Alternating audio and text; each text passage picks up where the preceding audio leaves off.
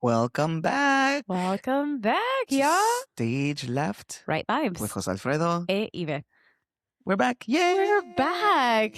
Y solitos. Y solitos. And this, I know that our last episode just released this weekend, but y'all, when it's 3 hours of that I have to, actually, when it's more than 3 hours of stuff I have to edit through, I deleted well, not deleted, I edited out about an hour worth of stuff from the last episode. And then, because we were talking, and then by the time it ended, it didn't even feel that long. Mm-hmm. There was a lot of bathroom breaks involved, obviously, because we were sitting for so long. We were, yeah. We were. Absolutely insane.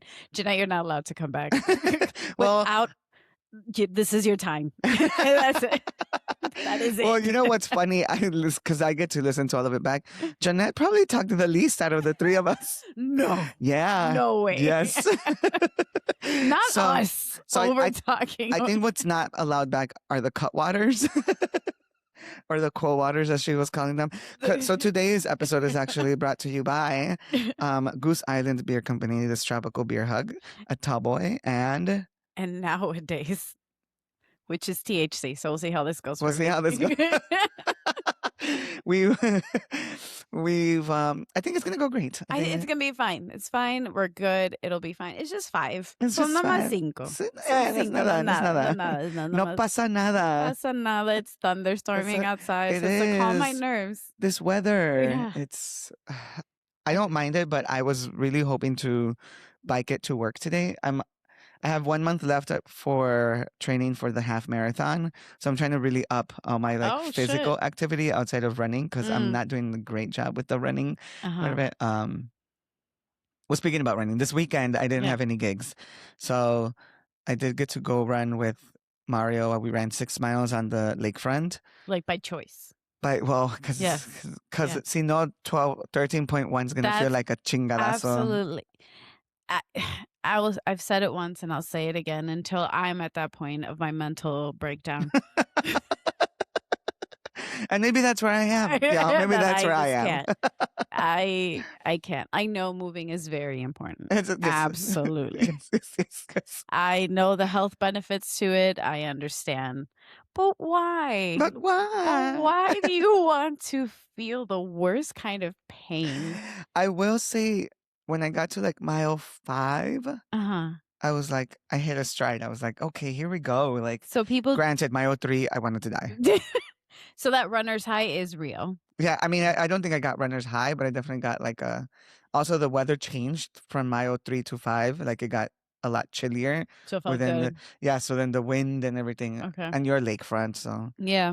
And there's also like a lot of other people run. Like, there's a lot of motivation when there's other people around you doing it. I'm sure. And maybe I'll get there. And maybe I won't, because And that's okay. And that's fine.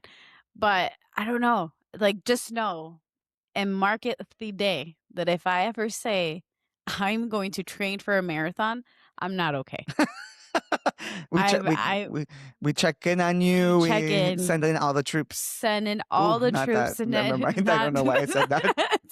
Well, because it used to be. It used to mean something else. But yeah, I would not be doing okay. And that is like, hopefully this revives me from I don't know what. But because I've never been one to like go on a treadmill, obviously. Oh gosh. But I don't know. I hate running. I hate running. I did soccer, but I was always on the defense. So I wasn't necessarily like running. Right. Forward? Forward is the one that does the more of the shooting. Middle is the one that's going everywhere. What are they called? The middle. Yeah. Oh. You learn something new every day. Defense is in the back.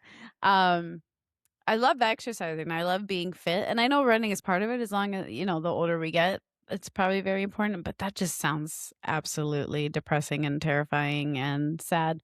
But good for you. Well, one of my exes used to... He says he read an article. He probably just saw a TikTok video about this. I love how we say like, so I read somewhere. No, we saw you TikTok. Watched a TikTok video. About how like 1 hour of good walking equals like 30 minutes of running. Fantastic. So like, if you just walk, I think know. That's fine. Well, that's also finding the time, to be completely honest with you. Like there's times where I'm just, because this is where I'm at in my life. So as I'm doing my skincare routine in the morning and at night, I'm on my lymphatic plate shaker to squeeze Oh, in any type of like movement yes, that I yes, yes. can. So that's where I'm at, where I'm squeezing in those I don't times. know what that is. Oh, it's like it you stand on this thing, and I might call it wrong, but it's to help your lymphatic drainage. Te paras and it vibrates really, really fast. Oh, okay. And like it's supposed to get everything going. Okay, nice, nice, So nice. that's what I do. So in the Hey, algo es morning, algo. something is something, and Algo then es las algo. mañanas is I'm like instead of sitting here and putting on my skincare, I might as well just be doing that. So I'm just like this all the time. Like shaking as you're. Oh, okay. Well, So to that's what health. to health. Salud. Salud. As I down this Salud. tall boy and you. But hey, you Yeah, deserved it. I deserve. It is Monday. Um, Mhm. Oh my gosh. It was a week. So you ran. You didn't have any I ran no gigs? gigs this weekend, and That's actually, nice. um, as of right now, the calendar looks like no gigs next weekend either. It is a slow, but then Mother's Day weekend, we're Yeah. slammed Yeah, I with saw good gigs. for you guys. I'm like, "Oh, I wanna go," but then I have to work. Yeah, you also have Yeah, Mother's Day it's things, I Charlotte assume. work. And as the calendar is getting thinner, I'm just like, "Damn, this this money situation's hitting everybody." Ah. Um, although we were pretty busy, but because Wednesday we were at Unidos US. They had a yes, Yes, we did get that ask in the mailbox, and they never replied back, but that's okay. that's fine because we did a better job. So there was it was really nice. So we were downtown, so did that for that evening, and then Thursday I feel like we did something else another day.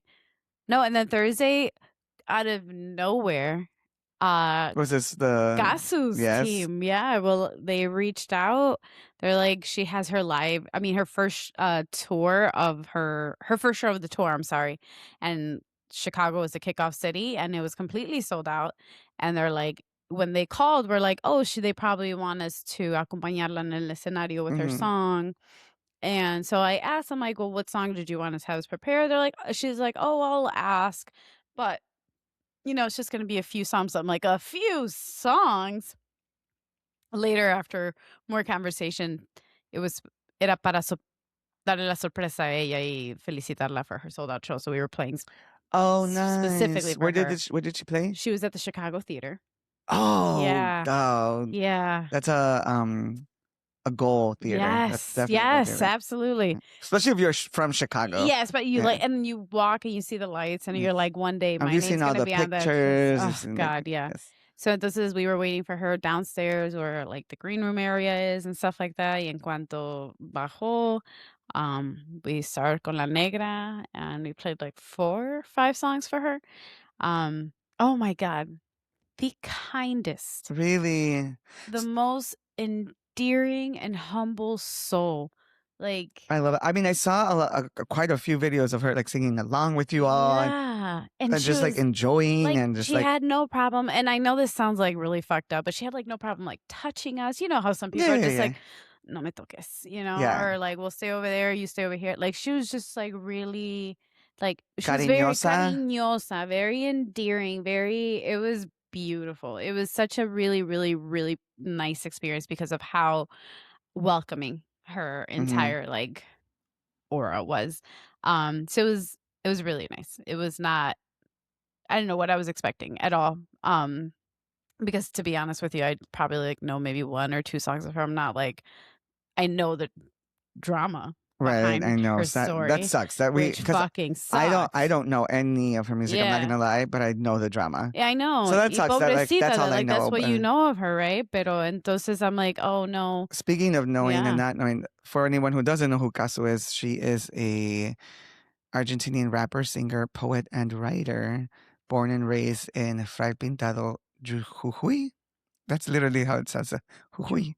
Jujuy. She gained popularity after her controversial breakup with See? some of her singles Loca, Toda, Pa' mí, and Hmm. Chapeadora. Yeah. And I guess in Chicago she did también like a Joselena set.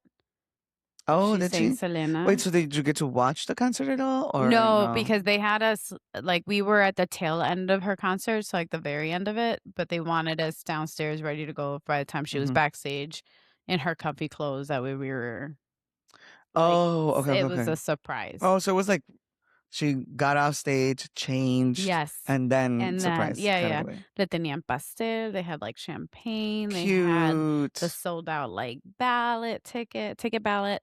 So it was, and her whole like her musicians, her dancers, her entire team was there and just giving her this like Yeah. congratulations on your first show and it's Oh, sold I out. love It that. was so nice. It was nice. It was a really, really nice moment.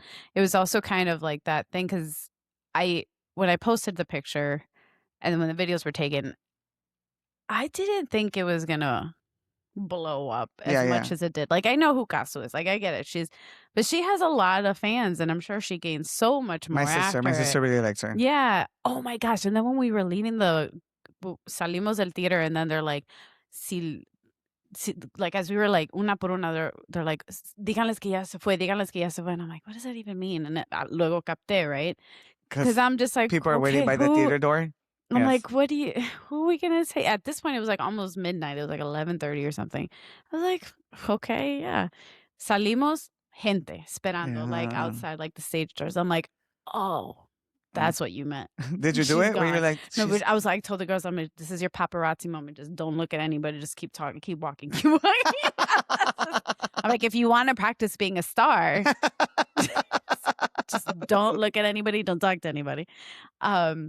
So then because we parked in the garage that's like right behind the theater or right next to the theater. As we were leaving, we heard cuando salió because la gente went crazy. Oh, shit. You could Wow, so you didn't tell them to disperse. Wow. Well, no one asked us. They're like, it was just a mariachi. It's like, that's not who we're looking for. So I was just like, okay, well, we didn't get asked any questions. But well, because also for the audience, they didn't see you. No. Right. Well, so it's funny because también in as we were like walking out towards the garage, they're like, oh, ¿de dónde vienen? And then the girls were like, oh, estamos aquí en el Chicago. They're like, oh, ahí estaba. Like they were from, it's like, tocaron con Caso. They're like, oh, no. Le tocamos a Caso. Like, en la última canción tocaron, like, so they're like, did we miss you? Right. Like, and I'm like, no, you didn't miss us. It was just, so yeah, but. The easiest way to be like, no, we privately. Yeah. So I was just like, I was like, no, it was fine. But it was a really, really nice experience. So then on social media, when it blew up, I was just like, oh my God, what is happening? I'm like, it's now crazy. You're only 1 degree away from Ángel Aguilar. And it was crazy. Acá entre nos, as they were, because her team was like, okay, vamos a. They hired us según for the hour, right? But only 5 songs, sure, whatever. So they gave us the songs. They wanted to make sure to be prepared and lo que sea. So one of the songs that they asked for was Volver, Volver, and amongst other ones. And then, so we're like, okay, cool. So ya cuando we were getting prepared, they come back. They're like, you know what? No, scratch that one. Scratch it. I was like, oh, okay. So they're like, well, do you know the whole story? I'm like, we know. We're like, okay, we don't want, no queremos que se vaya a malinterpretar ni nada. And it's like, esa no, mejor esa no, vamos a cantarla con algo más. Because Volver, Volver would be like, it's a real heartbreak song.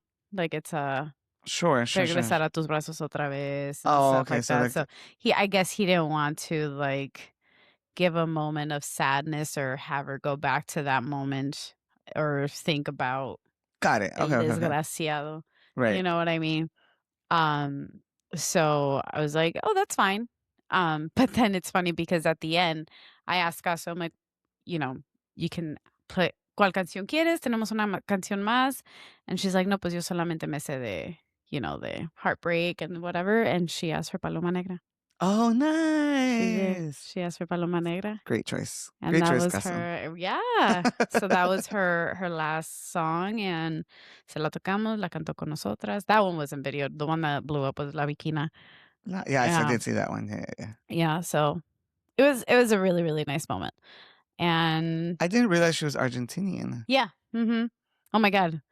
The accents, just being around the space con los músicos y con ella, I was like, I love it. I love hearing the Latino accents. I love hearing the different cómo se hablan. Yeah. You know, especialmente because like, here in Chicago, we're so entre puro mexicano casi, or at least the people I'm with. So you hear our accent. So I Right. love hearing everybody else speak. I love dialects and I love all that. So it was really, really nice. And then, yeah. And then Friday I went to go see a comedy show again at the Chicago Theater. Oh, nice. You were there twice. Yeah. And then Wednesday También was downtown. So I was like, I'm tired of downtown. I don't need to come here again. And then Saturday we had a gig. It was a misa. And again, that was pretty much it. Nice. Yeah. Speaking of accents, actually, so even though I didn't gig this weekend, I did get to. The nice thing about not having anything on the books is that if your friends are performing, you get the opportunity to go see them. So I did get to go to La Tequileria this weekend to see Daniel Ochoa and Josie. Oh, nice. Do their night. As funny as soon as I walked in, I kid you not, walked in and immediately Daniel was like, and we have a special guest with us today. And I was like, I haven't even put my like sweater down. Or like, or like, oh, my little tote bag. Yeah. And he immediately called me up because I guess he had already announced he was doing Así Fue right before I walked in. And then I walked in and then, so whatever. So he calls me on stage and I do it. No big deal. No, it is what it is. No big deal. And then it's funny because I was like, this is what I get because I do this shit to people all the time. When I'm on stage, like if I see a singer friend in the audience, I'm like, well, they're gonna give me a break. I need a break. Are they getting paid? No. Well, he made me do that, and then later on, he asked me to go on again, and there was a I forgot what I was doing. I think I was doing La Farsante or something. And that one's a little bit more interactive of a song for me, at least. And I always pick on a guy, and so I just picked on whatever guy was in front of me. I was trying to vindicate myself from the last time. Thankfully, this time it went great. Okay, it went great. Good. He's from Colombia, so he was Colombian, and I was just like, oh, chimba, and I was just like, wait, is that Colombian? Because I mix up all my all the sayings que cada país tiene. It's like, whoa. It could have been Argentinian. I don't know what the words. We are here to learn. Yes. Yeah, yes, absolutely. Yes. Thankfully, he said yes. Yes. That is of his people. Oh, that's nice. So you went to perform for free. Yeah. I mean, and then I said, Daniel, stop making me do shit for free. I'm gonna go back and sit down. And then he rightfully said, you make us do it all the time. And I said, he's not Got wrong. it. He's not wrong. Take my chair. I would take my punishment. Yeah. Oh, that's fun. You're absolutely right. It does suck when you don't have gigs in the books. Oh shit. The one book. The book. The book. But that you get to see your friends perform. Yeah, if they have shows. And you get to watch that. That is very, very true. That's very nice. They were doing a bachata. So they set? opened the first set like as a bachata set, like the slot where usually the opener. Yeah. So the openers were still them, but they opened for themselves. Correct. But they did bachata as a different identities. Yes. Because I don't think instead either of one Daniel of and them Josie was Josie Daniel. No, just kidding. I don't know. But it's stupid. That wasn't even funny. You still giggled. It's the drink. Ya le está pegando, guys. Ya le está pegando. Yeah, they did bachata, which I loved because they threw it back all the way to like Monchi Alexandra. Mm-hmm. Yeah. Monchi Alexandra. Which is of my time, of my days. Oh God. Like Ojan Blanco. I haven't heard that song in forever. Damn. Like I love that song. That just opened a memory. I love Huela, por otro rumbo, y sigue. And I was singing along to all of it. Que el mundo es tuyo. And then Josie did her Selena set, and then Daniel finished with the Karin Leon set. Oh, yeah! Wow, very different genres altogether. That's awesome. Mm-hmm. Yeah. Oh, that's cool. So you got a little bit of everything. That's nice. Oh, that's so cool. That was Saturday. Yes, and then Sunday I just relaxed. But nice. What comedy show did you go see? Went to go see Akash. I hope I'm pronouncing that correctly. Sing. Yes. How was he? He was funnier than I thought. So this Oh, I see. Okay. I never really followed him. I think I've seen like videos of him on like Instagram here and there, but honestly didn't pay too much attention. Jeanette wanted to go see him, so she bought the tickets and we went, and he had a solid hour, and it was a lot funnier than I thought. I appreciate a comedian that does storytelling, Mm-hmm. and what he was really talking about was like that first generational trauma that you have, being a child of immigrant parents and stuff. And so he tied all that in with comedy, that like he would cross that like line as to how far he could get. And I think he did a really good job with it. So yeah. And then I guess him and his wife had like a recent scandal not that long ago. And so I'm surprised he's not like just surrounded by scandal, because he co-hosts the podcast with Andrew Schultz, another comedian. That's the guy, yes. And Andrew Schultz is the always character in the lights of controversy. Yes. Yes. Correct. Yeah. I mean, when you make an enemy out of a Lorette, Kendrick Lamar, so it's wild to because me. I could see where he is just very, I mean, he just is very outspoken. Like he just says what Andrew Schultz or Andrew Schultz, absolutely. Okay, yeah. But because again, this guy, I never really heard of him. So he did a nice job, and I love seeing that many South Asian, because that's what so it just brought. And how do I explain this? Because when you see a Latino comedian, obviously you have you go there as a Latino and you're supporting that. So I love going and seeing comedians of different backgrounds and nationalities, because you learned about their ethnicity and their traditions and their culture through the comedy. Right. And I love seeing people around me connect to that, because then I remember when I can connect to my culture and stuff like that. Right. So it's a nice learning experience for me too. So it was a good time. And then we had drinks and it was all good. Oh, nice. Yeah. So it was a good time. I don't really know much about Akash. Yeah. This was my first sighting of him, if you will. He had 2 openers, which sucked, but damn. Yeah. And it was funny because the first one sucked even more. I can't even remember his name. The second one was a little bit better. Comedian from New York. I thought he was a white man, but he was Pakistani. And it's his whole bit at the end was like, I'm white, and then turns out that he's not. This whole thing.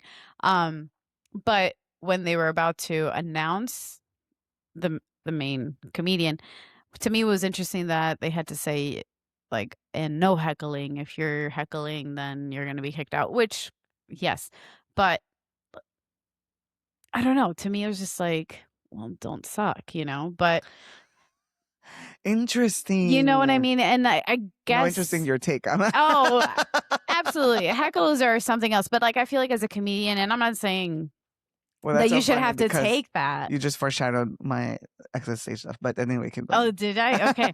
Where you shouldn't have to necessarily take it, but especially if you're doing a lot of open mics, like you're dealing with hecklers all the time. So I understand maybe it was because of the space. It was a Chicago theater. Like we're on a time constraint. We're not going to accept the rudeness. We're not like we're doing a time thing or whatever. But it's just like maybe just don't announcement. I don't know. Like so I've been to a lot of stand-up comedy shows where it's like generalized, the announcement gets made. Yeah. Like no heckling at the show or you will be asked to leave. But it doesn't guarantee anything. Right. Like, because people are going to be people. Exactly. And I guess this is the first time I hear it in a space like this. Oh, okay. Because I've been to like smaller ones, and yeah, I mean it's just like, Sometimes but there's even signs like there's signs, or the whoever is the MC of the night does it in a more flowery kind of way yeah, where it yeah. doesn't like, don't be mean, Right, you right, right. know? So that was just kind of I'm like, it also could have been that the guy sucked in his bit where I was just like, dude, whatever, you're just saying that because nobody laughed at your jokes. Mm-hmm. Got it, got it, got it. And that's where I'm at. But yeah, so that was a fun Well, yeah, I little mean, if they're week. not fun, it's also their responsibility not to get upset that nobody laughed at their Well, jokes. and Like, that's kind it's of the like, thing. And I can totally see where nerves is a thing because it was a sold out show at the Chicago Theater. right. So I don't know where this guy has, done comedy at, but if the crowd's not feeling you, I don't know. It's also very different going from like New York to the Midwest and then to the West, like completely different styles of comedy.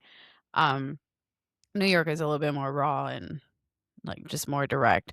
And where I feel like for us in the Midwest, there has to be it's a little bit of a marriage of both Mm-hmm. because we're a very interesting crowd. So I feel like New York comedians have a harder time getting the Mm. Chicago crowd to understand, hey, it's a joke or you can laugh Right, right, kind right, of, right, right.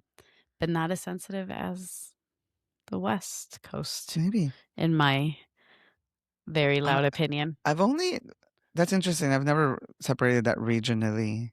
I mean, I've seen stand up in Mexico, like in Mexico, La Oh, Ciudad de that's Mexico, cool. and That's on my it list. was hilarious. Like, Oh, it that's was on my list. so funny. Yeah. Um, and it was like six comedians in like an 90 minute a 90 Damn. minute like set. Nice. Yeah.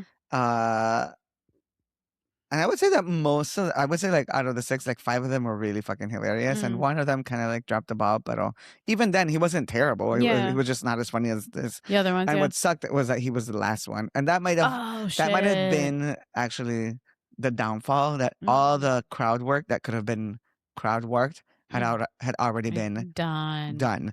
So like by the time he's like, "De donde son?" we were like, "Oh my god, Okay, again. we've done Yeah, this." did you not pay attention? Right, right. Were you not Like, backstage taking we notes? basically all know Who we where are. everyone is from. And it's true because at one point I think he asked like, "Is there anyone from like?" Oh, he asked it specifically like if there's anyone that's like from out of the country, And everybody's pointing. and everyone was just like, "Yeah, it's her." Like we all know Oh, that it's sucks. her. Like And that's the thing, I feel like it's a very common thing for comedians to do crowd work to get themselves a little bit, not a lot, to get themselves a lot of bit warmed up with the crowd right, and to know who is in the audience. And I guess you can, I wish I could speak as a comedian. I wish I was one, but like you get to see maybe at how far you could push the crowd by, if you're specifically picking on someone, right, right, right, right. see can that person take it and is the rest of the crowd okay with how it's being handled. Yeah, Because same thing for these three comedians from the opener to the one to the, like they all came in and they all, but of course it's the Chicago Theater and there's a lot of seats up in front, yeah, but yeah. they Yeah, all chose different ones. which is helpful. This was a tiny one when I Yeah, did it when I was but in Mexico, that's cool. And then because this was in La Ciudad. La Ciudad de Mexico. Yeah. Okay. Do you realize it's a different sense of like of comedy? Like would it translate the same? Not literally, but would the humor translate the same? No, No. I think that like because it's all in Spanish, it's very specific to like the region. It's very Mhm. specific. Even if all the comedians are from different places in Mexico or Latin America, it's very. Oh, I don't know how to explain this. Like it's not the same, but it is in the sense that I think stand-up comedy has a format that is now widely adopted everywhere. Mhm. Um, regardless of language, Mhm. regardless of culture. Yes. Like there's different ways to approach it. There's like the really like brash, just like in your face, Yes. like, Yes. and I say gross, but I don't mean gross, but like a gross Yeah, yeah. type of comedy. Yeah. Then there's a more like storytelling. Yes. There's a more like that. Yeah. Then there's like the more like yeah, so like the storytelling more anecdotal Right. type of things. And then there's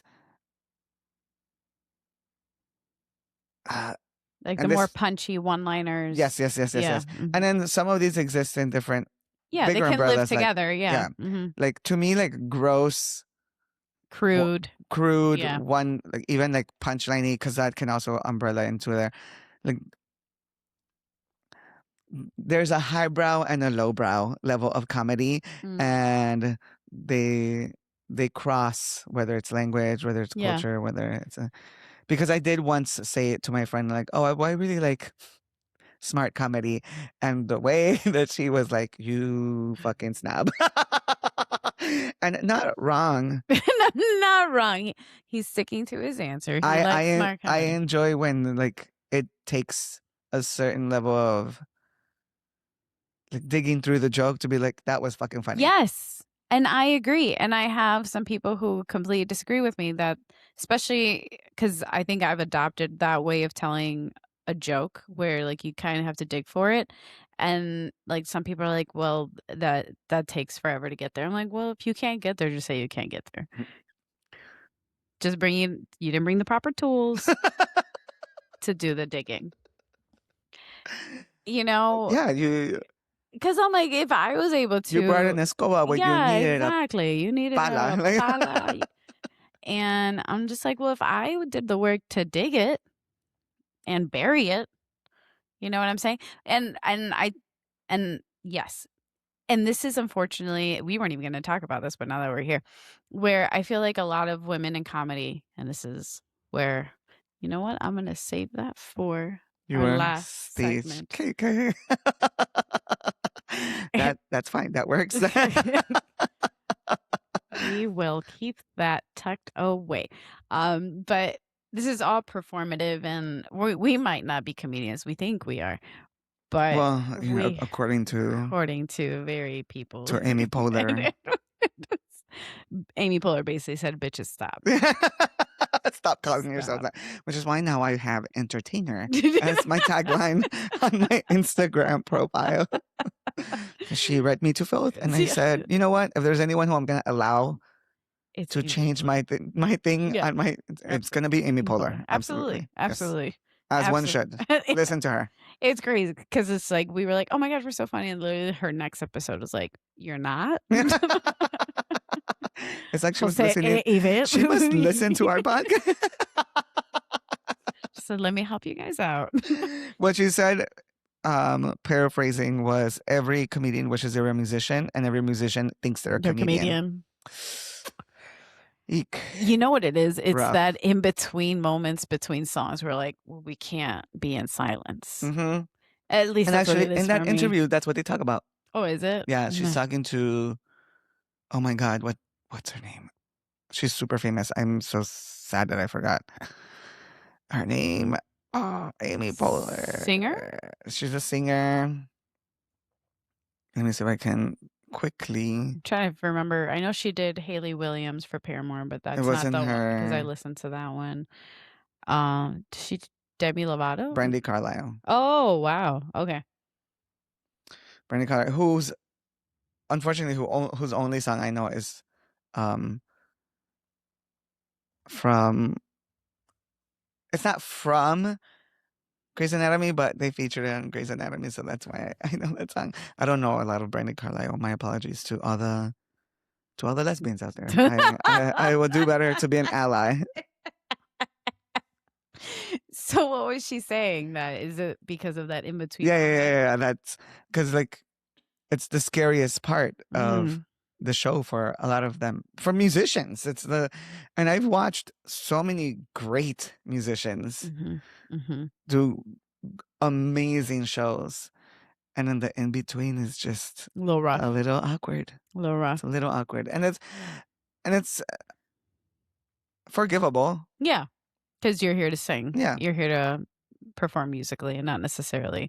But it is in those in betweens where you get to see a little bit of what kind of personality they have. Right. You know, because some take those little between moments and make it a philosophy. You know, let's go to therapy. And some are, you know, and then you can be Cardi B, like, I'm pissed, bitches. And that's fine. That's And it great. We just love hype that. people up, you know We what I'm love that. saying? Yeah. But so as being entertainers, because as when I go watch a comedy show, I'm just like, I think I can do that. But no, I can't. Are you fucking kidding me? A whole 60-minute set 60 completely minutes is a is lot. a lot. Yeah. Flawless. So you have to practice this. And just like we do songs, you perfect the way you want to approach it, and even like a 60-minute set, you know your flow and how it's going to go. So, Right. but that takes years to Mm-hmm. get down, right? So my thing is, I'm like, well, you have to start with a type 5, and even that type 5 can take months. So I'm like, I don't think I could do that. But then as a singer, I'm just like, there's songs that I would love to be able to perform and to be able to sing, but I'm like, oof, I don't know if I can. Um, and I think that's what we should talk about, Yeah, that's just what leads like us that. into our main topic today, Yeah, songs that we're scared to perform. yeah, for different reasons, either because it's physical, mental, emotional. Yeah. Because all three of them could be very different reasons. Because I think I can pick a song for all three different reasons. I can too. Yeah. First one, vocal. Which one do you think pushes your range, your control, or your stamina outside of its comfort zone? And it doesn't have to be And well, that's okay. I was gonna Go for it. Yeah. because all I sing is Spanish, specifically mostly mariachi, or in that genre ish. Pero if I'm going to be honest with myself, like if it's on the set and I have to prepare if my vocal cords aren't remotely prepared for that, I'm going to have to say, oh, this is hard. As of now, as of 2026, Yvette now, April 27th. April We're 27th shooting on a Monday specifically. today, by the way. I'm going to have to say, oh, fuck. Oh, come back to me because there's two that I'm battling with. Oh, I mean, you can share both. The first one that came to mind was Hasta que te conocí, but the end part, Yeah. because it goes up in the stratosphere. And that first part is a little bit more comfortable talking and you're really into, but it does get really emotional, but it does take a lot out of you. That if I am not okay vocally, that last part, Right. because that goes a lot higher than I ever thought it would. And then, but you still have to perform it with emotion. Right. You know, that to me, I'm like, either focus on technique and looking ugly and making sure I'm breathing and doing that, or I perform it with emotion because I'm not there yet, performance wise for that one. That is that one. Go ahead, you can That's go a for it. good one. Range wise, I don't really fear. I'm just kidding. I master them all. No. After I bring them You know 2 what's keys funny? down when You I know, can. right? That's what I'm saying. The funny thing about range is that, like, if it doesn't fit, I bring that shit down. Yeah. Like, I very rarely will not sing a song because of the range. There's 2 songs specifically that I've had to change the key to, that in order for it to fit, like, what I can do comfortably. And comfortably, like, it's still gonna be up there and I'm still gonna have to work, but I know that it's gonna, if I'm in good shape, if I'm in good Yeah. voice, that it's still gonna happen. It would probably be Querida. Querida's originally in the key of D. I've never sang it in that key. I have always sang it in the key of C, which is 2 half steps lower or 1 whole step, however you want to look at that, because I'm just not going to. I'm just not, it's not going to happen for me. And then the other one that people request, and I always avoid the song as much as I can, it's Te sigo amando. Is that right? Yeah. Because of that very last, literally that very last. It's that it. It's just that one line. Because I can't do it. I can't do it in that key, in whatever original key it's in. I sometimes will promise people I'll sing it, and then And you just don't. I ignore them. Yeah, yeah. That's hard. I mean, just literally, oh, Juan Gabriel is just, And it is Juan Gabriel songs, and it is Juan obviously. Gabriel, yeah. Well, and then I was about to say, because I'm like, okay, yes, Juan Gabriel songs I We both actually pick have Juan to, Gabriel yeah, songs. That's funny. exactly. Immediately. But like, también, like, I'll acomodo las canciones a mi tono, but there are a lot of songs, especially if we're speaking about Juan Gabriel, where the one part of the song is very comfortable, and if you bring it down any lower, you vocally cannot get it out there. Correct. Yeah. But then it jumps into overdrive, the octave, and you just have to make it work. So, because La Farsante does that in every verse. Yeah. And I think that one is my other one. Okay. Because I also don't perform it as much as you.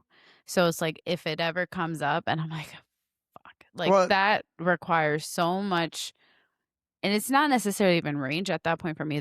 It's birth control, not birth control. Breath control. Let's play a game. What was Ibet trying to say today? Nada más son 5.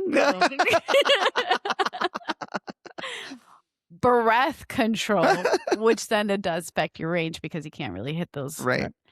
That actually, La Farsante, I forgot about that one. That one's also originally in D, and I also bring that one down to C. I think I sing it in the original key. I think I sing it in the original key.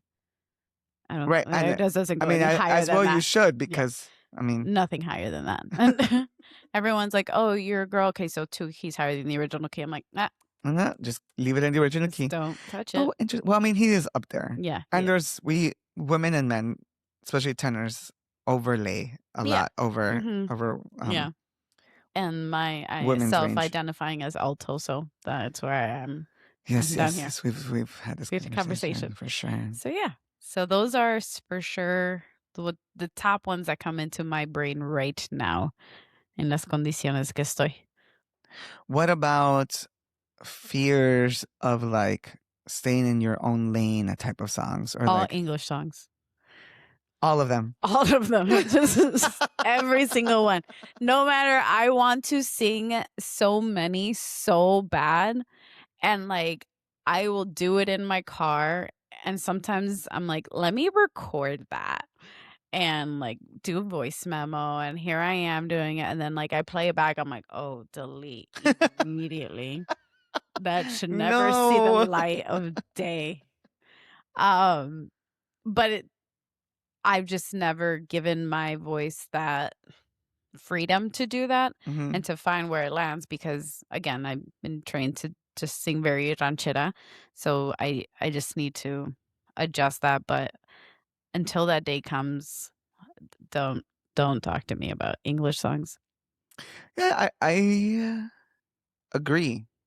Don't talk to me about it. Don't talk to her about English. Don't let her do it. No. I would say I share the same like lane fear crossover. Even though it's funny because I obviously like studied how to sing in general, I guess. But when it comes to like anything like R&B or anything like poppy, in English, on one layer, it's like my accent. I can hear it very thickly when I hear myself back in recordings. And then the other one is like the R&B of it all, or the like whatever. Like I'm not comfortable with like riffing, I guess, or like things like that. I'm good at long sustained notes. I'm not good at like, one thing I would love to improve is my agility. I was about to say vocal agility. Yes, if I could pick one thing, it would be my agility. But it's funny because what I've noticed is with my like one song a day challenge thing, I've been doing mostly songs in English for the last few videos that I've posted. And I think it's mostly because I do live in music in Spanish all the time. Like I haven't posted a Juan Gabriel song in I don't know how long. Good. And I don't think you should, because you do that every day. People hear it. Yeah, people hear it all the time. And you hear it from yourself every day. So you know what I'm saying? I don't.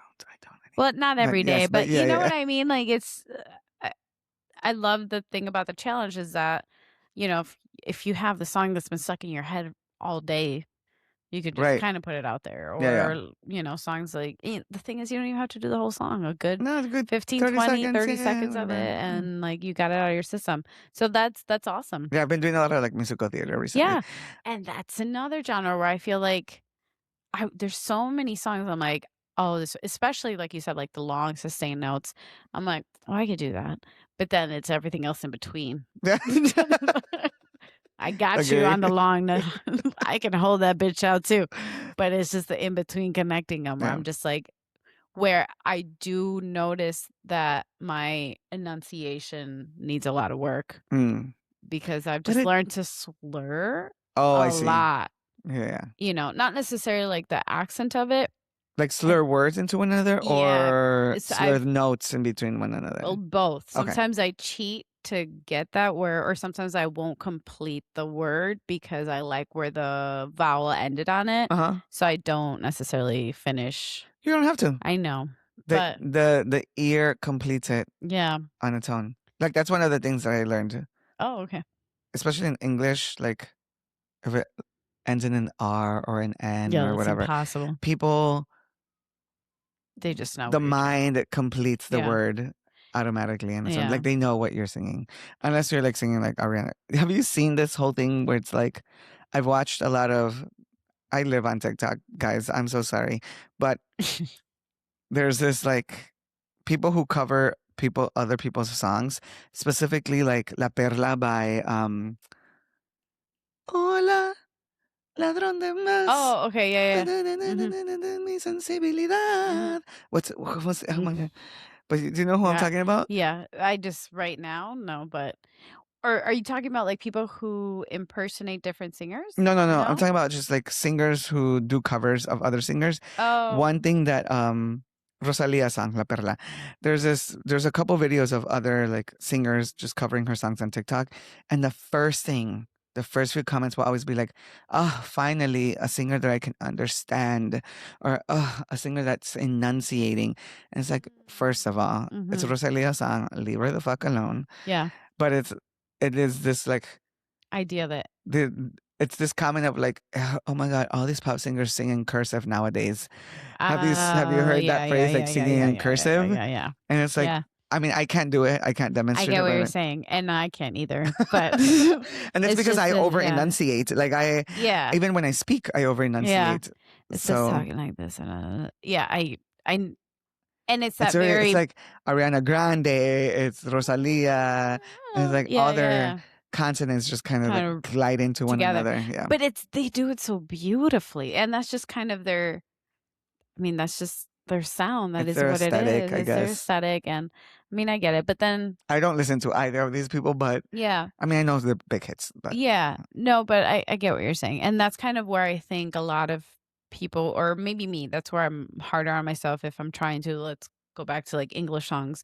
I'm like, I know how the artist recorded it, and I know how it should sound, but my voice cannot do the same thing. Right. Makes sense. And then that's where you would make a cover and make it your own and blah, blah, blah. And that's why like I also get like nervous about it, because I do enunciate. I do like, so like I know it's not going to sound like that. It's going to sound, even when I try to do like regular like a pop song, I know it's going to sound musical theater. I know that it's going to sound, I don't know, overly performative. Yes, I guess, because I'm like, I can't strip away like I don't know how to sing in cursive. That's not how I've done it ever. That's not how you've done it ever. Do you think you would like to give yourself the opportunity to? No, not really. No. No. And that can exit stage left. No, I mean, I'll sing the covers the way that I sing them. Like it is what it is. No, I get what you're saying. Yeah.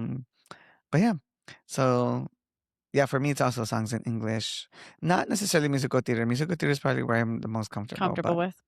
R&B, pop is really hard for me. What about? Oh, do you have any unexpected, like, funny, like songs that you should be easy but somehow are not? I know all of mine, by the way, but And I think for me, it's more of a lyric thing. I'm like, how do I not know this yet? Yeah, to me, that's where I'm just like, why am I second guessing? I share a couple songs in that category with you. Yeah, And because they're some of the most basic songs. and thank you. I was about to say, I'm like, because even those songs, like, again, so my experience is singing in a group, so a lot of the songs are, assigned. But let's say for some reason it's like, oh, we need someone to sing Los Laureles because the girls who sing Los Laureles aren't there at that one particular gig, so then I have to sing it. I've sang Los Laureles was like one of the very first songs that I learned when I was doing mariachi. And how do you not know Los Laureles? Right. So every single time it's like, "Oh, you bet you do." I'm like, "Okay." And then I'm singing after I get, "I," and I have to take a big breath, or as I'm doing the I'm like, "Fuck. What's next? What's next?" And it's just constantly, and for every verse, I'm like, I rely so much on the muscle memory of just kind of not overthinking it. That one, okay, you go. For me, it's Hermoso Cariño. It's also one of the very first songs that I learned. And I will always get to that Hermoso cariño, ya estoy como un niño con nuevo juguete contento y feliz. Da, da, da, da, That's it. That's as da, da. far as, And I'm and like, I everybody, have no idea what the words are here. Da, y da, todos da, dun, juntos. da, da, da, da, da, da, da, da. Come back. Hermoso Su cariño. cariño, que Dios no más para. Yes, and that's literally where I come back every single time. And I've flubbed that every which way, upside down, sideways. I've fucked that part of that song up That's so funny. every other way. The other one for me is Acá Entre Nos. I always flip Mhm. those two, or like I do a weird hybrid of Mhm, both of those mhm, two chorus mhm, verses. mhm. It's I know, because if someone else is not singing it with me, right. then I'll fuck it up. Yeah, absolutely. Yeah. Yeah. Um, that is also Por tu maldito amor. Oh, see, The chorus I've for never that had to one. sing that song. I have to do this weird like thing in my head that what I want to be the last part of that verse is really the first part. So I have to do reverse psychology on myself to Mm-hmm. remember that. Otherwise, then it loses the entire meaning. Well, it doesn't lose the entire meaning, but it really Yeah. fucks it up. So yeah, for that one. But what else do you mean by like funny? Or like because to me it's just like, how do you not know it after your 30 Yeah, like years of songs that should be experience? easy but somehow aren't.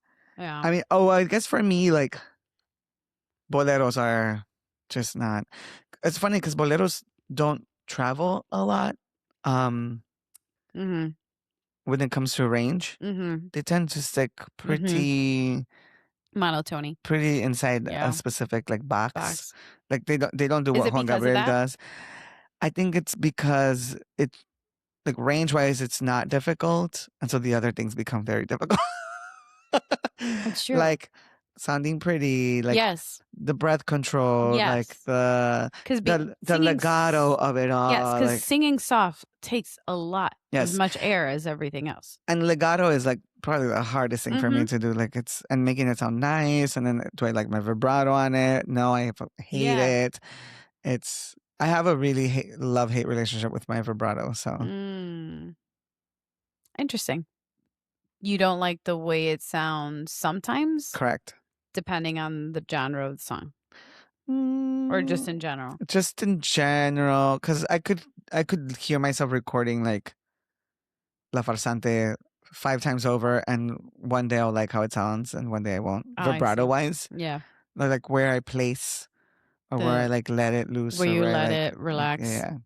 I just realized recently, especially because I'm recording myself singing more, or I've seen more videos, that I didn't realize that my jaw moved when I'm Oh, doing my vibrato, but I don't feel it. I didn't know that. oh, So that means that my chin is very relaxed, or my jaw is very relaxed. Good me. Um, but I do realize that because sometimes it looks like that's what's doing the voice, mm-hmm. the sound. It's not. Um, but I'm just like, that's very interesting. I never wanted to be a singer that their Who's jaw jaw? moves when I'm doing a vibrato, but I will say that my vibrato has gotten stronger over the years. Yeah. Which I am proud of, and I don't even remember how that even Oh, happened, see, but I feel the opposite way about that, but that's really? yeah. Yeah, but I it's that I all the think ranchera singing that I for do. it's I also think it's age. I think like I feel my vibrato is more pronounced now that Mm. I've gotten older, and I don't love it. I don't. There used to be like this really mean thing that we used to say in college for because what I want to avoid is a wide vibrato, Okay, yeah. and in But a really college, tight one too is yes, and a really tight one sounds like a sheep. Mhm. So, which is what we used to call a bleat, which is what you call the sheep's. It's a bleat, like Mhm. a Mhm. um, versus a Mhm. and it's like you don't want the bleat, but you also don't want to be able to drive a truck through the vibrato, and that's how we used like that's how we were terrible. That's why undergrad at music school is one of the most traumatic experiences of my life because people talk shit about each other Oh all over the god. place. Well, yeah. And it's like, oh my God, you could drive a fucking truck through that vibrato. Like, and that's how wide that vibrato needs to be in order for you to insult someone like that. Holy And shit. that's mean. And that's mean And that's because mean. were you told that? Are you? No, I wasn't told that. I got to hear a lot of people talk about specific people that way. Oh my god. My vibrato was always really well complimented at school. What was not complimented were my skills in general, but my vibrato was always really well complimented. Which is funny because now you don't really like it. Right. Mm, Well, also like classical music different, approaches vibrato in a different way different way. or appreciates vibrato differently. Um, I just thought of another one. Happy birthday. Happy Yeah. birthday to you. Again, super easy notes, right? But sometimes I feel like I'm overthinking them. That, and it's hard when we were first did it like as a mariachi ensemble to not want to do the accent. Happy birthday to you. Was it hard? It was Oh, because we were coming right off of Las Mañanitas. yeah. So like you're speaking your brain's in full Spanish and then you're like happy birthday. You Oh, know? It interesting. was like hard for me to go from happy birthday to you, Yeah, yeah. that to me I'm just like why I don't have an accent when I'm speaking so why when I'm doing that. I've never paid attention to my accent when I do that song because it always, yes, it comes right off of Las Mañanitas. Play attention next time. Happy Yeah. birthday to you. No, I think I do regularly. Yeah. Even, and my English will always have an accent regardless, but like Mhm. I don't think that I employ Yeah. like a stronger To me, it's just accent. like when we first, I was just like, why am I've never ever, but I've never had to also sing happy birthday in like in un lugar donde era pura habla hispana either. Yeah, It's always las mañanitas or some way, shape, or form, right. but yeah. So I was just like, so to me, I was just like, why is this is stupid. Like, why? Can we just move on? I can say it. Well, because then right after that you go into que los Yeah, cumplas right. feliz. So then it's just like, yeah. And there's sometimes in my brain Like I'm you're like, sandwiching the do I English. sound like a snob saying like look at me, I can say happy birthday Oh, I see. to you, you know? Oh, I never even thought about that. Thoughts. I never even thought about that. That's mm-hmm. Interesting. Mm-hmm. Yeah, that's. Yeah, I want to hear more from other people who do that because yeah, I never thought about like the Like are accents you on that coming? song. Yeah. Happy birthday to. Yeah, I do think I just go straight into my like English, Mm-hmm. like whatever I sound like. In English. Yeah. This is what I sound like, yeah. Yeah, that's wild. Yeah. All right, well, now we're gonna move into our segment exit stage left. Mm-hmm. Do you want to go first? I said I had one earlier, didn't I? Yeah. Yes, I did. And I just remembered it. All right. Yes, I can go first. What would you like to exit that can exit stage left? And I don't want anyone to take this personally, but if you have to take it personally, then no, it is about you. This is let's fun. It's fun. Fun. Take it personally. Unless you're offended by it, then you should be offended by it. uh Not necessarily hecklers. Exit stage left, yes, hecklers. Because to me, hecklers are just mad that they're not the ones on stage. Oh, that's an interesting take. And I can come back to that one. Mm-hmm. Exit stage left, over participators. I've also experienced it because I do a lot of ¿cómo se dice? Oh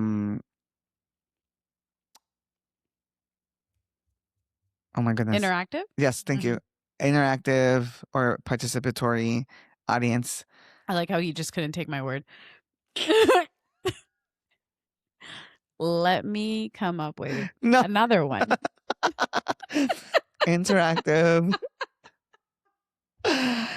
and participatory segments of my shows where I will ask someone questions or talk to them and blah, blah, blah.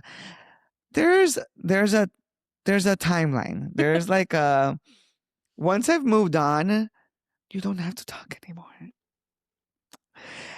Okay. And also, and I've watched other. I was recently at a comedy show that my dad got to play for without me, but I went lo acompañé because my dad's like a little nervous, like being out there on his own. So I went out there and actually shout out to our producer, Trumpet Papi Daniel, invited him to play with his ensemble for this comedy show. Oh, cute. And so I forget which comedian was up there, but he asked an audience member a question or whatever, and then they answered, and then they would not stop participating during the set. Like, unasked for, unsolicitedly. Like, he would be like setting up a joke, and then she would like scream out like whatever her opinion was about it or like her answer. And I was just like, we've moved on. Like we've moved on from you being part of this show. And it's funny because like for me, I will tell you, like, yeah, cállate. Yeah. Yeah.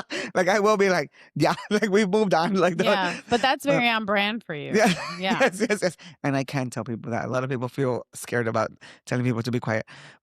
But just also like if I'm out with someone, a friend, and they're the over participator. Would you tell them? Yes. Be quiet. Just stop. Shut up. They moved on. They've moved on. You're not part of the show anymore. So people who were around her either hate her, egged her on. They were also over participating. Oh no. It's an endemic of the I do know what comedian you mean. space. Yeah. Or the performing space. And I know that's not heckling because heckling is negative comments and, I mean, but sometimes over participation is negative. Yeah. Yeah. Because especially when you are stealing the time away from the comedian or not even letting them do what they're supposed to be doing. Right. Either you think because it's funny, but other hecklers think that they're funny too, being smarter or think that they're being funnier than the person saying something, or because I have opinion on what you just said. Did you think about it the other way? Right. And that is, to me, heckling is such a cheap shot. You're not on stage. Right. And you clearly wish you were on stage. Right. So you're going to I can see that. Take the spotlight from your seat. Mm-hmm. And unless actually even when I find some comedy offensive, I still would not heckle. No, and I was going to move into that. It would have to be agreed. It would have to be so wildly egregious. But even then, I still came to a comedy show, especially if I don't know, like, okay, if I know who it is, or if it's an open mic or whatever, like, this is the space for that. And me giving my opinion on whatever it is, obviously has nothing to do on how the comedian is choosing to say their things, even if I think it's stupid or dumb or completely out of line. I'm like, I hope you sit in the quietness and realize how I feel like that does more than getting all up in your face, be like, "Are you fucking stupid? Like, do you know what the fuck you just said?" I agree. The silence is much more because that's what you think more about. deafening. You think like, "Fuck, either I crossed a line or it really wasn't funny." Right. You know?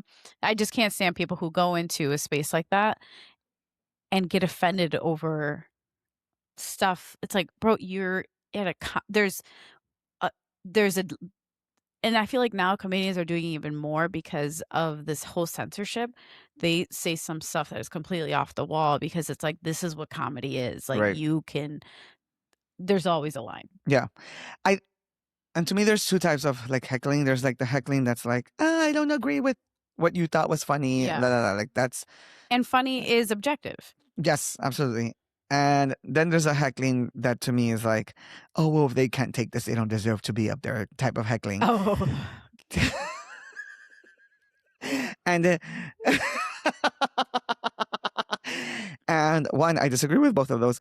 But because to me, like, and maybe it's because I'm also a performer, I'm always rooting for the person on stage. I'm always like, I want you to do a good job because, well, one, I'm here, and two, like, I paid money for this. And three, make me have a good time. Please, I am always rooting for the performer, and when they're failing, I'm like, I get like nervous. Yes, I get so nervous. And I think to bring it back to that, sometimes that's where especially at open mics, I think sometimes I do pity laugh because I feel it in my gut. And it's not because no, I don't pity laugh. I won't do that. I won't do that. To me, like if it's where it's just like, oh, they work so hard to make it funny, or they just said, or they messed up a word, right, the whole joke, and I feel it, and I'm just like, and as I'm doing it, I'm like, I don't mean that. I'm sorry. Like, like I don't actually mean to make you think that you're funny. But yeah. But yeah, I don't. Yes, exit stage left hecklers and over participators. Honestly, just get it together. Speak when you're spoken to. Exactly. That's golden rule. Speak when you're spoken to. Otherwise, don't. Or if they ask a general question to the audience, which sometimes I do. But it stops. And most of the time people don't know if I'm asking, and I'll be like, I'm asking you a question. Yeah. Like somebody. Alien. It's actually like teaching middle school. It's like, hello, is anyone here? Is anyone here? 1, 2, 3 eyes on me. Is this mic on? Is my microphone on? I used to do that to kids all the time. I was like, I'm sorry, is this microphone on? Is this? They're like, what is he doing? Yeah, what is it? It's funny because K5 obviously have no understanding of jokes. So they're just like, they take everything at face value. So it's really, those type of jokes are very confusing for them. But middle schoolers. But watching them process is hilarious, yeah. Middle schoolers, when you do a joke like that and you see like the 1 or 2 like student laugh, you're like, they're going to be fine. Yeah. You're going to get. And the rest of you, it's going to be a while. It's going to be a while. Just promise me you'll laugh at the things in life. No se tan amargados. That's the thing. You gotta laugh. It really does take middle schoolers a couple of years to really grasp sarcasm. And I love it. That's so funny. We're all on our own journey, y'all. But yeah, that's my exit stage left. Because I don't. If you're a heckler, I think you really don't like your life. True. I agree. I agree. Because I'm running through the different versions of it. Yeah. Like, I think you're angry at where you are in life or sad about where you are in life. And it comes out through your heckling. And just dumb. Like, you took yourself out to experience the world. A show. Yeah, and you are mad at what you chose to experience? Just experience it. Yeah, and you're just- not gonna like everybody. You're even if gonna it's come bad. around. Exactly. Also, That's like, what I'm I think that saying. that should be an expectation. Like, if you're going to a stand-up comedy show, you should That's what I'm saying. expect that, like, there's gonna be variability in the level of success of these comedians. That's what I'm saying. Or even like if you go to listen to live music, I think there's gonna be songs that you totally dig on how it was performed. Right. And there's gonna be some that you're gonna be like, I could have gone without that, you know? But you're not gonna go up to the singer and be like, you fucking some people actually do that. Some and it's people just do like, do and then that, that is yeah. crazy. Like there's just gonna It's be off wild. flavors that you know, just because you picked a yellow Sour Patch Kid, you're not gonna sit there and yell at it like, why are you in the bag? It's so stupid. So It's crazy. yeah. But that's my stage left. Yeah. Okay. Exit stage left. Stage left. Hecklers and over participators. Okay. I get that. Speak when you're spoken to. That sounds like a very 90s philosophy of parenting. Yeah. But it's worked for some of us. For some of us, it worked. We're all in therapy, so maybe in different spaces it works better than others. Maybe not with children. I see, and now you just brought up gentle parenting. Is that my existential? Hay niveles. Yeah, there is. No, we'll pocket that for a different episode. Okay. I'll stick to the comedy realm and stuff. So you don't have to. You can do it. No, I will. Okay. Because I don't know if I'll ever be able to bring this up again. My exit. I mean, I could all the time, but my exit stage left is. I love women that women are in comedy. This is where I am. Tengo miedo. Tengo miedo. Tengo miedo. I feel that for the most part, from this stand-up women comedian that I have seen, heard, know of,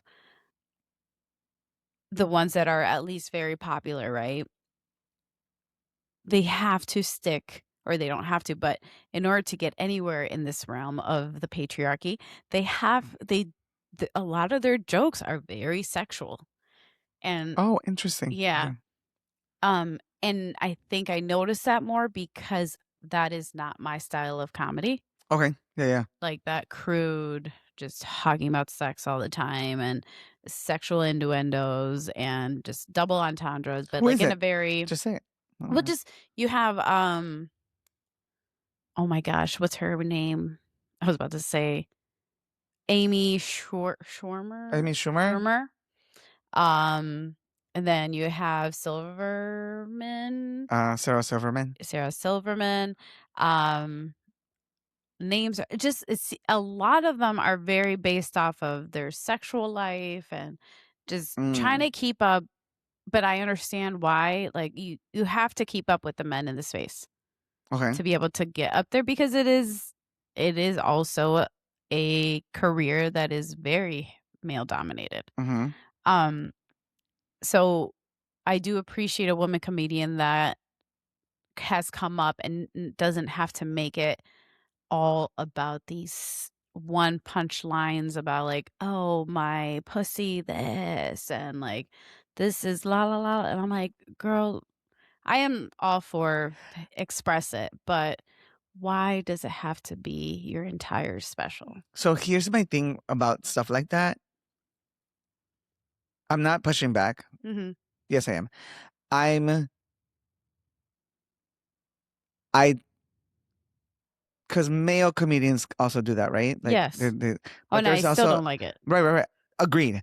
And so to me, like I think that there's lanes for all of these things, including for women. So like, yes, there's male comedians who do all the crude, gross, whatever. Like to me, like cheap grab. Yeah, cheap absolutely. grab jokes. Low hanging fruits. Right. For lack of a better phrase. Yeah. If you're lucky. Ya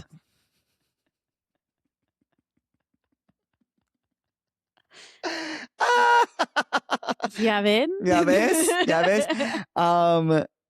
And good for them. Like, oh, I was about to say something. Did you grab the wrong drink? No. I was gonna say people who appreciate that type of humor also deserve to have that type of humor available to them. I was going to say those people. Yeah. Those people Yeah. And I think that's fine. deserve to have their comedians who they like to go to. And people who enjoy like more storytelling or more like intellectual or like higher brow comedy also deserve to have their comedians. And I guess where I'm going at, and absolutely. Because I do think there's like a they're not funny, and there's they're not funny. Stupid. No, of course. Like there's this like cross of like we think each other's comedy is not funny. Subjective, right? Right. But I guess where the point is, I feel like it's a lot more women that feel that that's the only jokes they can tell. Oh, okay. So then I think we need to explore more female comedians. Like, and I think that's what it is. At least the ones that have been more, and maybe it's this newer generation of comedians that have gotten the specials and stuff like that are going a different route. But like pushing that back, and of course, like there's Amy Poehler and Poehler. See, Jesus Christ. No, that's her fine. best friend's name. Names are hard. Tina Fey. But like that's a very set of women, different women, right? Correct, in comedy, but they are also. I don't know. I guess I just can't. To me, that right because especially. I feel like a lot of these women comedians, that's not them, but the way they came up and the brand they came up. And I feel like it was for so long. And it finally took a different generation to come in like, well, we don't have to be gross and disgusting. Right. You know? But again, they also led the way for a lot of other women comedians to do what they needed to do. Yeah. And I do think that there are people who appreciate those jokes from them, I guess. I like a lot of I like a variety of things, but I definitely lean one way over the other. For sure. Like crude sometimes can get me. Like but like every now and then, so like we almost got through this whole episode, and actually I'm not gonna do it. There are friends who I will exchange. You said it in the very beginning, who you went to run with. Oh, damn it. Did I? Yeah. Okay, so then anyway, Mario and I send each other TikToks all the time, like every day. We have our streak is like nearing 200 days. Wow. I know. We're basically dating. He doesn't listen to this podcast, so he's never going to know that I said this. I was literally about to say, I'm like, I don't think I've ever talked to a boyfriend as much as you talk to Mario. But we do send each other TikToks all the time, and a lot of them are like funny, like whether it's stand-up comedy or just like general like TikTokers who are funny. Do you guys have the same sense of humor? Sometimes, like, but I will say he leans clearly like straight boy humor, and then I wonder why. And then every now and then, like something like that will pop on my For You, and I'm like, this was clearly meant for Mario, not for me. So like I'll send it to him, and then he'll be like, "Oh my God, that was hilarious!" And I was like, I knew that you were gonna think that was funny. I think this is disgusting, but and that it sets humanity back at least 5 years, but that's fine. And I guess that's where I was going, because it's like I understand that the market to please for a lot of these women was that male straight. So you had to make jokes to make them laugh. Right. And because it's like, and maybe it's also look what you're doing, that identity back is like, you're seeing me as a woman on stage with ass and tits. So why not exploit that? Yeah. Why not do it on my own? And I'll just go ahead and like, you're all thinking it. Right. But I'm going to be on a mic saying it and getting paid for it. What you're already thinking of me kind of sense. I also think that like with comedy, a lot of people view intelligent comedy, or what I would call highbrow comedy, or comedy that like takes a little bit more thinking, as political. Regardless of whatever the fuck the joke is. Yeah. I think that people view intelligent comedians who have to guide you through a story or have to guide you through like levels of a joke as politically leaning left or like woke or for whatever. But I feel like also reason. like the famous Dave Chappelle, like he's known for these beautiful, elaborate stories. He is. And then throws in a couple punches here and there. Granted, I haven't seen his last 2 specials, so I have to hold out on my opinion about him recently. He wouldn't necessarily. I mean, I wouldn't classify him as strongly leaning left. No, you know, but he is radical. He is very radical. He's radical, but it's still political. Whatever way he wants to. Yeah, but it's still very political in whatever way you're talking. You're still, I feel like if you're talking about what's happening now and all the fucked up shit, but trying to make a funny story out of it, how it's political one way or the other. Right. And I mean, he does, his whole thing that blew up was about his trans jokes and everything. And then Michelle Wolf released her special that was like a 4-part series where she did it. The recordings are from 4 different cities. And one of them is heavily talking about like gay and trans rights and whatever. And she also makes jokes about those.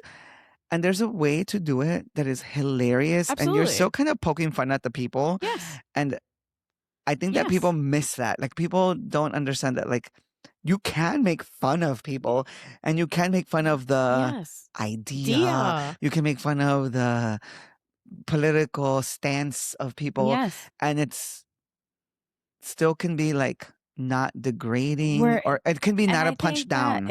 Thank you. It can be not a punch down. It can be a punch up. Who says that? Richie Gervais says that a lot. Oh, Ricky? Isn't it Richie? It's Ricky Gervais. It's Ricky. I am loving this, by the way.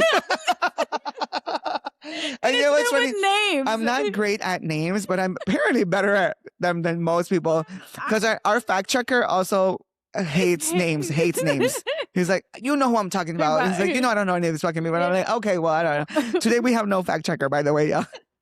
We haven't looped Daniel in yet. I'm just. By the way, he did ask for us to loop him in when we're shooting next, and we just they come so fast. Daniel, the weeks come so fast. If you were here, I wouldn't be getting high. So this is on you. This is your fault. This is your fault as a man. Where were we going? Oh, and Ricky I think Gervais. that's what. Yeah. Well, because it's. Well, he also pushes the envelope. I was gonna say he is a he can get offensive. That pushes the. I'm like, he talks about dead baby funerals all the time, and that's why he's been uninvited from the Golden Globes. Oh no, he got uninvited from the Golden Globes for making fun of all the pedophiles and stuff. It was before the whole Epstein thing blew up. He was calling him straight up. He already knew. Yeah. Oh, let's put our tinfoil hats away because that'll be a whole different episode. We're being listened to. Yeah, exactly. Oh my god. But I think that's where we've lost that sense. Like there is a difference between being a horrible human being and laughing at someone and something maliciously. Yeah. And if it's said maliciously to get other malicious people to find entertainment in that, compared to we're all sharing an experience. Yeah. And as humans, it's completely normal to feel almost a sense of discomfort and curiosity when coming up with new situations. If we've all experienced different journeys, but somehow we can still connect on certain things. And I think that's what a comedian can do beautifully if they do it right, is they can tap into an experience that they had, but they know it's universal, no matter what the subject is, and still be able to talk about it in a sense where it's like, it's almost tapping into your inner thoughts or intrusive thoughts that you've had where you've like, oh no, that I can't, I have to put that away. You know what I mean? And I think that's what a good comedian can do.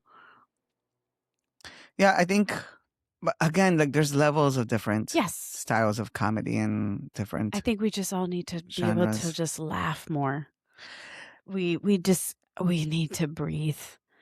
It's so hard to just.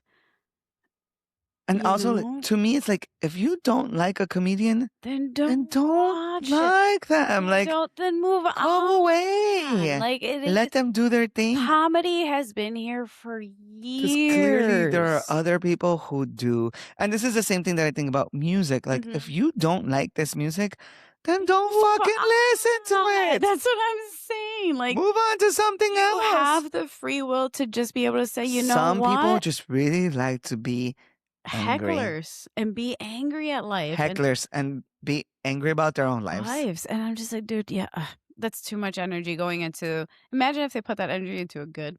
Where it would get this them. is why even with like our own like Chicago musicians, like I'm like, if I don't fuck with you, I don't fuck with you. But I'm also not gonna talk shit about you. Right, I'm just gonna move on. Moving on. Just it takes so much energy either way. So we just all need to just breathe. Understand that we can laugh in life, even though everything fucking sucks right now. And but we have to find that. Everyone has an audience. Everyone has a perspective. People, there's a lane for everyone. Absolutely. And we can all share it. And if it's not your lane, then just get out to fucking go to your fucking lane. Right. I don't know what to tell you. Like, nobody is an evil person. Just also, no one's forcing you to watch these people. This is also true. Nobody is forcing you to watch these people. If you hate to laugh or not be entertained, then just don't. If it comes on your For You page, block that shit. Like, what do you mean? Why are you putting so much energy into it? Oh my God. All of that can just exit stage left. Exit stage left. Yeah. Oh my God. Miserable people.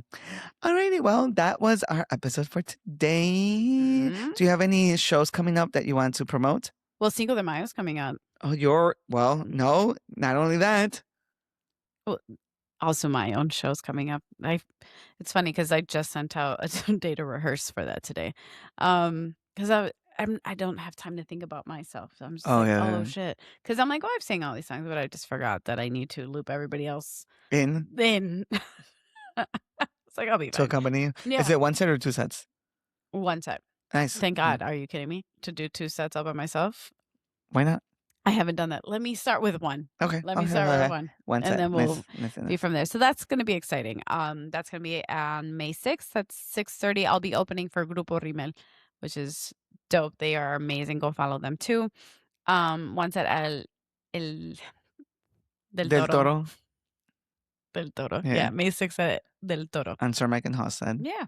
So that's going to be fun. And then in Pilsen. Cinco de Mayo stuff that we'll be doing the day before. And that's pretty much it. Yeah. Nice. You? For us, it's just Mother's Day weekend. So we'll talk about that next week. Yeah. So. Prepare to cry. Although, actually, I mean, I feel like I should stop promoting for it right now. Mother's Day weekend, Saturday brunch at Alhambra that you can buy tickets for. It's going to be a fun 2-hour show. And then we also have La Tequileria that night, which is also Mother's Day themed. I love it. What is it being called? I don't remember the title. Canciones que limpia. Canciones para limpiar. So it is going to be... Which is an interesting title. It is going to be like... I know. Why do we assign that to moms? Yeah. Let's talk about this later, Ivan. Ivan, we have to talk. But it is going to be a mixture of like Juan Gabriel, obviously, but like a lot of songs that like I grew up with listening to like in the mornings and the weekend that like people that give you nostalgia of cleaning. Yeah, like okay, we gotta clean. Like, yeah. So it'll be like a lot of like for me at least, and I've gathered opinions from other people too, so it's gonna be a mixture of stuff. But like me personally, it's like a lot of Los Bukis, a lot of Joan Sebastian, a lot of female singers like Chelo or Marisela. And Marisela like Sin él se ha acabado el camino y ahora. So are you doing a lot of songs that aren't in your normal rep? Right. Yeah. Oh. Yeah. My musicians just received that set list and they're excited. And then on Sunday it is Pachanga's Mother's Day brunch at Navy Pier, Bar Sol. Get tickets for that. It's gonna sell out. Nice. Pretty soon. So please. See, it's all these stuff. I'm like, I want to go, but I'm working. I know. I mean, we all are, right? I know.